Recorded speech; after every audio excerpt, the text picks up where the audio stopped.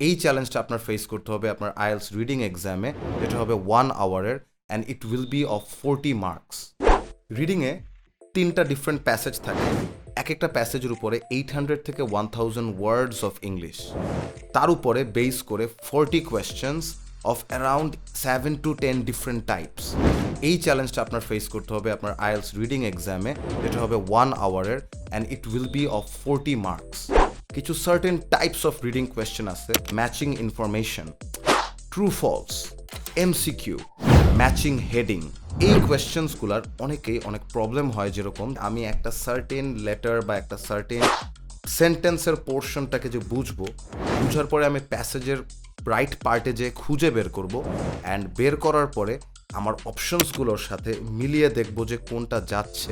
এই ডিসিশনটা নিতেই অনেক সময় চলে যায়, প্লাস যেই ডিসিশনটা ইভেনচুয়ালি নেয় সেটা যে এফেক্টিভ বা অ্যাকিউরেট, ওই প্রবাবিলিটি বা পার্সেন্টেজেসটাও কিন্তু কম হয়, যার কারণে মানুষ আইএলস রিডিংয়ে 60% 70% স্কোর তুলতে এক্সস্টেড হয়ে যায় and they end up with something like 5.5 or 6.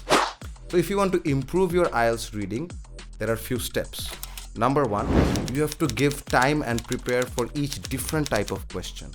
So suppose for example আমি যদি ম্যাচিং ইনফরমেশন টাইপের কোয়েশ্চেন সলভ করতে চাই, আই নিড টু নো যে এই টাইপের কোয়েশ্চেন সলভ করার কি প্যাথওয়েজ আছে, কোন প্যাথওয়েটা আমার জন্য সব থেকে এফিশিয়েন্ট। এরকম করে যদি আপনি 11 ডিফারেন্ট টাইপস অফ রিডিং কোয়েশ্চেন্সের এফিসিয়েন্সি ইমপ্রুভ করতে পারেন, অ্যাকুরেসি লেভেল ইমপ্রুভ করতে পারেন, slowly but gradually you will reach that level where you can confidently ace a 30 around score in your IELTS reading exam.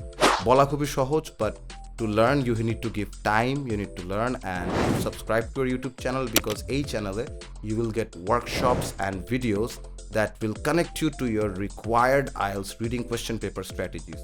ভালো থাকবেন, আসসালামু আলাইকুম।